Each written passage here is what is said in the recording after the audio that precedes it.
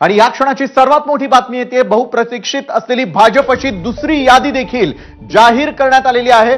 दुसरी यादी जाहीर झालेली आहे। नागपुरातून गडकरींना उमेदवारी जाहीर झालेली आहे। राज्यातल्या एकूण 20 उमेदवारांची नावं या यादीमध्ये आहेत। दुसऱ्या यादीमध्ये राज्यातील कुणाकुणाची नावं असतील या संदर्भातली उत्सुकता अखेर संपली आहे। भाजपची दुसरी यादी आलेली आहे। नागपुरातून आता गडकरींना उमेदवारी देण्यात आलेली आहे। राज्यातल्या एकूण 20 उमेदवारांची नावं या यादीतून जाहीर झालेली आहेत। नागपुरातून असलेली गडकरींना मिळालेली उमेदवारी, राज्यातल्या एकूण 20 उमेदवारांची नावं देखील जाहीर करण्यात आलेली आहे। भाजपची दुसरी यादी समोर येते आहे। यामध्ये नितीन गडकरी, रक्षा खडसेंना देखील उमेदवारी मिळाल्याचं पाहायला मिळत आहे। बीडमधून पंकजा मुंडेंना देखील उमेदवारी जाहीर झालेली आहे। पुण्यामधून मुरलीधर मोहोळ यांना देखील उमेदवारी जाहीर करण्यात आलेली आहे। राज्यातील एकूण 20 जणांचा यात समावेश आहे। चंद्रपूरमधून सुधीर मुनगंटीवार यांच्या नावावरती देखील शिक्कामोर्तब झालंय। भाजपच्या दुसऱ्या यादीतील काही दिग्गजांची नावं आपण यावेळेला पाहतोय। रक्षा खडसेंना रावेरमधून उमेदवारी दिली गेलेली आहे। पंकजा मुंडेंना बीडमधून उमेदवारी, तर सुधीर मुनगंटीवारांना चंद्रपुरातून उमेदवारी जाहीर करण्यात आली आहे। अखेर बहुप्रतीक्षित असलेली भाजपची दुसरी यादी जाहीर झाली। ज्या नावांबाबत सर्वात उत्सुकता होती त्यातील एक पंकजा मुंडे यांना देखील उमेदवारी जाहीर करण्यात आलेली आहे। यापूर्वीच त्यांनी एका भाषणामधून लोकसभेत माझी काळजी घ्या, पुढे मी तुमची काळजी घेते अशा प्रकारचं वक्तव्य केलेलं होतं। तर दुसरीकडे सुधीर मुनगंटीवारांना चंद्रपूर या ठिकाणाहून उमेदवारी जाहीर करण्यात आलेली आहे। रक्षा खडसेंचा देखील क्रमांक लागलाय। रावेरमधून त्यांची उमेदवारी निश्चित करण्यात आलेली आहे। त्यामुळे इच्छुकांचा जीव निश्चितच भांड्यात पडलेला असेल। माढ्यातून रणजित सिंग निंबाळकर यांना उमेदवारी देण्यात आलेली आहे। पुण्यामधून मुरलीधर मोहोळ यांचा नंबर लागलेला आहे।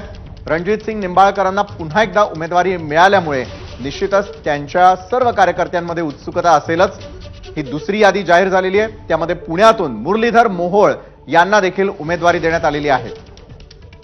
भाजपची दुसरी यादी जाहीर करण्यात आली। भाजपच्या दुसऱ्या यादीमध्ये राज्यातून तब्बल 20 जणांच्या नावाचा समावेश आहे। त्यामुळे महाराष्ट्रामधून कुणाकुणाला उमेदवारी मिळते, दुसऱ्या यादीमध्ये कुणाकुणाचा समावेश आहे ते आपण यावेळेला पाहतोय। नंदुरबार या ठिकाणी डॉक्टर हिना विजय कुमार गावित यांना, धुळ्यामध्ये सुभाष रामराव भामरे, जळगावमधून स्मिता वाघ, रावेरमधून रक्षा निखिल खडसे, अकोल्यामध्ये अनुप धोत्रे, वर्ध्यामध्ये श्री रामदास चंद्रभानजी तडस यांना, नागपूरमध्ये नितीन गडकरी यांच्या नावावरती शिक्कामोर्तब झालेलं आहे। एकूण 10 नावं आपण आतापर्यंत यादीतली पाहिली।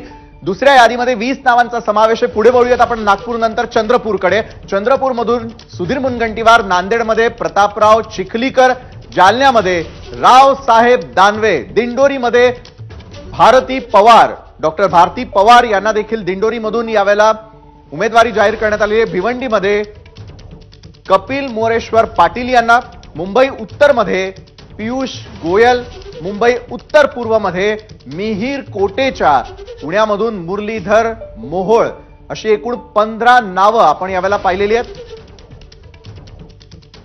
त्यानंतर पुन्हा एकदा 16वा क्रमांक अहमदनगरचा लागतो डॉक्टर सुजय राधाकृष्ण विखे पाटील, बीडमध्ये पंकजा मुंडे, लातूरमध्ये सुधाकर शृंगारे, माढ्यामधून रणजित सिंग हिंदूराव नाईक निंबाळकर यांना, त्यानंतर माढ्यापाठोपाठ सांगलीमध्ये संजय काका पाटील यांच्या नावावर हे शिक्कामोर्तब झालं। एकूण 20 जणांची भाजपची असलेली दुसरी यादी सगळ्यात आधी एबीपी माझावर। यावेळेला होणाऱ्या सगळ्या लोकसभा निवडणुकांचे सगळ्यात पहिले अपडेट केवळ एबीपी माझावर आपल्याला पाहायला मिळतील। आपल्या टेलिव्हिजन स्क्रीनवरती आपण नजर टाकली तर जी दुसरी यादी जाहीर झालेली आहे त्यातील एकूण 20 जणांचा महाराष्ट्रातून समावेश आहे। त्यांची यादी सगळ्यात आधी एबीपी माझानं आपल्या प्रेक्षकांपर्यंत पोहोचवली आहे। भाजपमध्ये असलेल्या अनेक इच्छुकांचा क्रमांक यंदाच्या लोकसभा निवडणुकांच्या दुसऱ्या यादीमध्ये समावेश झाल्यामुळे अनेकांकडे आता निश्चितच आनंदाचं वातावरण असेल। आणि गेल्या कित्येक दिवसांपासून ही दुसरी यादी कधी जाहीर होते याची प्रत्येकाला उत्सुकता लागलेली असताना दुसऱ्या यादीमध्ये राज्यातील एकूण 20 जणांचा भाजपच्या या दुसऱ्या यादीमध्ये समावेश झालेला आहे।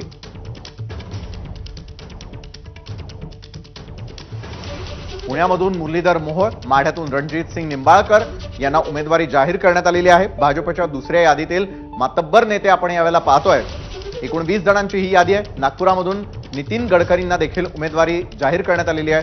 बीडमधून पंकजा मुंडेंना ही उमेदवारी आहे. देखिए, नाम चेंज यानी ये कोई चुनावी मुद्दा नहीं है. ये मुंबई महाराष्ट्र के अस्मिता का मुद्दा है. जो इसके ऊपर राजनीति करना चाहते हैं, मैं उनसे कहना चाहूंगा कि आप राजनीति से बढ़कर राज्य और राष्ट्र के अस्मिता का विचार करिए. सर, दक्षिण मुंबईची अनेक रेल्वे स्थानकांची नावं बदलली आहेत. त्याच्यामध्ये कॉटन ग्रीन असेल, ग्रँड रोड असेल, अशा विविध रेल्वे स्थानकांची नावं बदलली आहेत. काय प्रतिक्रिया आहे? दक्षिण मुंबई हा मराठमोळ्या बांधवांचा परिसर आहे आणि मुंबईत जर का इंग्रजकालीन नावं आपण कायम ठेवली तर आज आपल्याला स्वातंत्र्य मिळालं. आपण का आपल्या देशातल्या थोर व्यक्तिमत्वांचं नाव ठेवणं हे क्रमप्राप्त आहे आणि त्याप्रमाणे मला वाटतं ही घेतलेली कारवाई बरोबर आहे. सर, अनेक दिग्गज चेहऱ्यांना लोकसभेच्या रिंगणात सिद्ध झालेला आहे. जी 20 नावं महाराष्ट्रातले आलेत त्यामध्ये अनेक मोठे चेहरे ज्या ठिकाणी देण्यात आलेले आहेत. नाही, चांगलं आहे ना. प्रत्येक पार्टी दिग्गज उमेदवारच उतरते. त्यामुळे भारतीय जनता पार्टीने जर दिग्गज उमेदवार उतरले असतील तर त्याचं स्वागतच करायला पाहिजे. विद्यमान मंत्री सुधीर भाऊ मुनगंटीवार यांना चंद्रपूर लोकसभेमधून उमेदवारी दिलेली आहे. आपण याकडे कसं पाहता? रणनीतीचा काय भाग आहे? सुधीर भाऊ मुनगंटीवार हे अत्यंत एक्सपिरियन्स नेते आहेत, लोकप्रिय नेते आहेत. त्यामुळे अशा व्यक्तीला तिकीट देणं हे अत्यंत स्वागतार्थ आहे. नितीन गडकरींच्या नावावरती मागच्या लिस्टमध्ये वेगळी चर्चा होती, आता मात्र नाव आले, कसं बघता? ज्येष्ठ नेते आहेत, अत्यंत प्रभावशाली नेते आहेत, त्यांचं नाव येणं स्वाभाविक होतं. इतर जागांची कधी यादी येईल काय?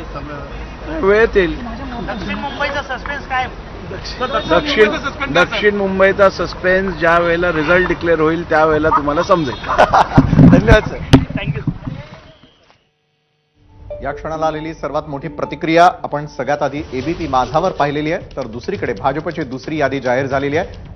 लवकरात लवकर ज्या ज्या ठिकाणी सस्पेन्स आहे त्या ठिकाणची नावं देखील येत्या काळामध्ये स्पष्ट होतील असं सांगण्यात आलेलं आहे. या क्षणाची सर्वात मोठी बातमी ती म्हणजे भाजपची दुसरी यादी जाहीर झालेली आहे.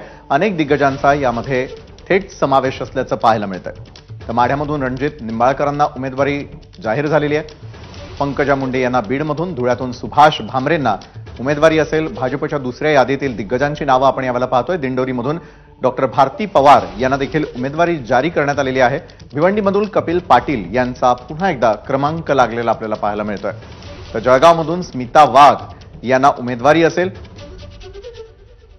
लातूरमधून सुधाकर शृंगार यांना उमेदवारी आहे. रावेरमधून रक्षा खडसे, वर्ध्यामधून रामदास तडस यांचा देखील दुसऱ्या यादीत उमेदवार म्हणून नावाचा समावेश. सांगलीमध्ये संजय काका पाटील हे असतील आता भाजपचे उमेदवार. भाजपची दुसरी यादी जाहीर झालेली आहे. यातील काही महत्वाचे मुद्दे आहेत त्याकडे आपण लक्ष वेधूयात. रक्षा खडसे रावेरमधून, सुधीर मुनगंटीवार चंद्रपूर या ठिकाणाहून, पंकजा मुंडे बीड, नितीन गडकरी नागपूरमधून, रणजित सिंग निंबाळकर माढ्यातून, मुरलीधर मोहोळ पुण्यातून,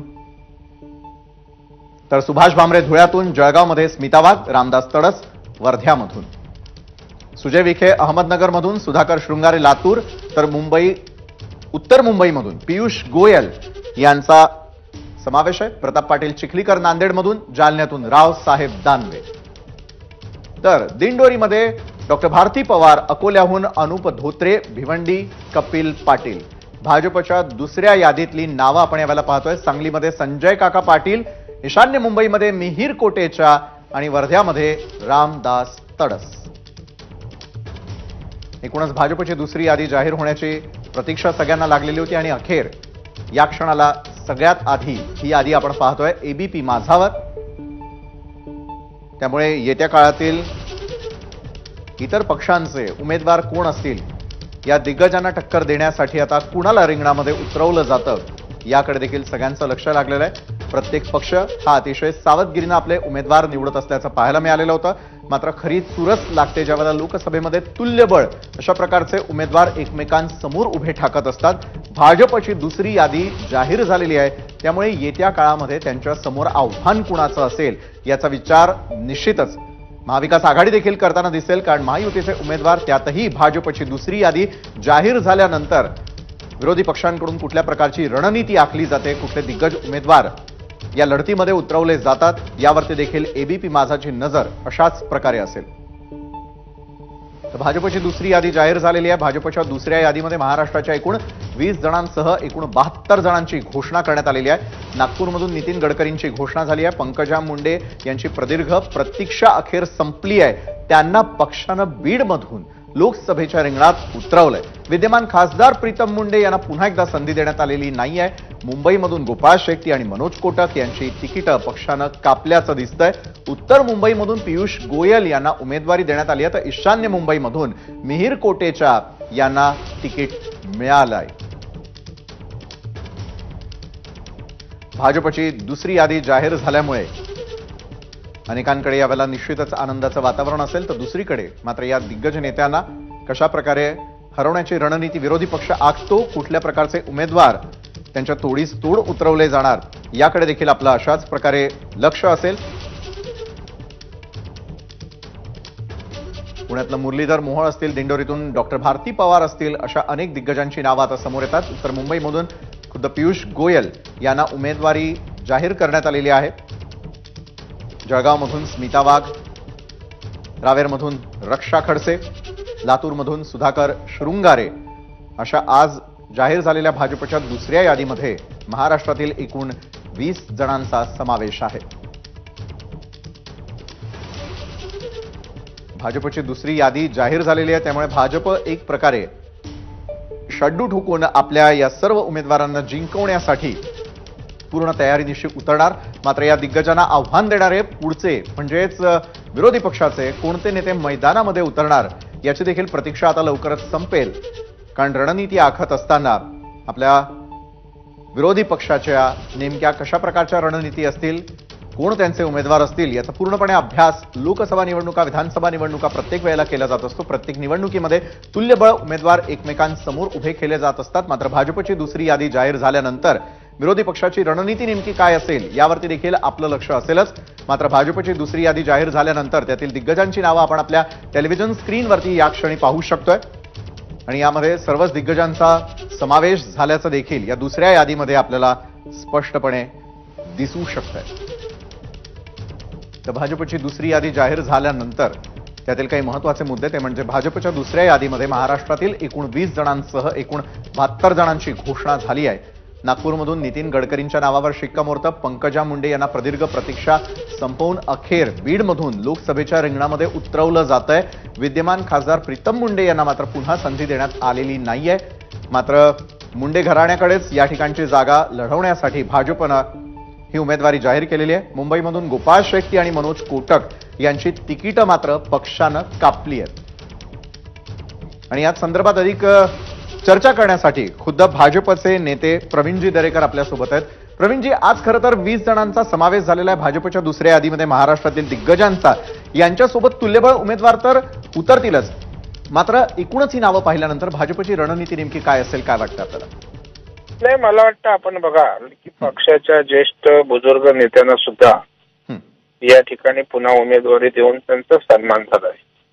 त्याचबरोबर पक्षाचे जे निष्ठावंत कार्यकर्ते आहेत अशांनाही त्या ठिकाणी त्यांनाही अपेक्षा नसेल अशा पद्धतीनं पक्षानं त्यांना उमेदवारी देऊन सन्मान केलाय. आणि म्हणून भारतीय जनता पार्टी आपल्या पक्षातील ज्येष्ठांचा सन्मान करत पक्षासाठी ग्राउंडवर काम करणाऱ्या तळागाळातल्या कार्यकर्त्यांचा सुद्धा विचार करणारा पक्ष आहे हे यादीवरनं दिसून येईल. आता स्मिता वाघ यांची उमेदवारी जर बघाल जळगावची, तर त्या महिला जिल्हाध्यक्ष म्हणून काम केलंय. महिलांमध्ये महिलांचा सन्मान या ठिकाणी भारतीय जनता पार्टीने केला आणि कुठलाही वशिला नाही, कोण मागे नाही अशा कार्यकर्त्याला थेट विद्यमान खासदार असताना सुद्धा त्या ठिकाणी उमेदवारी दिली. मला वाटतं सर्व समावेशक हे व्यापक दृष्टिकोनातनं विचारपूर्वक उमेदवार पक्षाने दिलेत असं मला वाटतं. बरोबर आहे. मात्र प्रीतम मुंडे यांना पुन्हा एकदा संधी न देणं आणि थेटपणे आता पंकजाजींना बीडमधून लोकसभेच्या रिंगणात उतरवणं याकडे आपण कसं पाहताय? त्या पंकजाताईंच्या बाबतीत आता तुम्ही उलट आमचं कौतुक केलं पाहिजे, अभिनंदन केलं पाहिजे. कसं? त्यावेळेला पंकजाताई या अपेक्षित असतात झालं नाही की टीकेची झोड उठवली जाते. बरं. उलट आमच्या पंकजाताईंचा सन्मान झालेला आहे. त्या ज्येष्ठ नेते आहेत, राष्ट्रीय पातळीवर काम करतात, अनेक लोकाभिमुख अशा नेत्या आहेत. आता प्रीतमताईंचा सुद्धा सन्मान पक्ष करेल. एका वेळेला 2 खासदार होऊ शकत नाहीत, परंतु प्रीतमताईंचा पण सन्मान निश्चितपणे पक्ष त्या ठिकाणी करेल. बरोबर आहे. म्हणजे पक्ष एखादी दुसरी जबाबदारी देण्याची शक्यता. बरं, मुंबईतला मला एक प्रश्न करायचा आहे. गोपाळ शेट्टी आणि मनोज कोटक यांची तिकीट पक्षानं का कापली? नाही, आता मिहिर कोटेच्याही पक्षाचेच कार्यकर्ते आहेत आणि पियुष गोयल हेही देश पातळीवर पक्षाची एक मोठी जबाबदारी सांभाळणारे नेतृत्व आहेत. काही लोकांचं फ्रंटला पक्षाचं काम दिसतं, काही लोक पडद्यामागे पक्षाच्या जबाबदारी त्या ठिकाणी पार पाडत असतात आणि त्याच्यामुळं जे काही केलंय ते विचारपूर्वक पक्ष करत असतो आणि भारतीय जनता पार्टी एका प्रक्रियेतनं त्या ठिकाणी उमेदवार निश्चित करत असते. टप्पे असतात, ते अंतिमतः अशा प्रकारचा निर्णय होत असतो. बरं प्रवीणजी, एका बाजूला सुधीर मुनगंटीवारांना एक भीती होती की आपल्याला रिंगणात उतरवलं जातं की काय, आणि अखेर यादीमध्ये म्हणजे दुसऱ्या यादीत त्यांच्या नावाचाही समावेश आहे. प्रवीणजी, ना भीती काय, उलट सुधीर भाऊ सारख्या नेत्याला उमेदवारी देऊन सन्मान केलाय, याच्यामध्ये घाबरण्याचं काम काय आहे?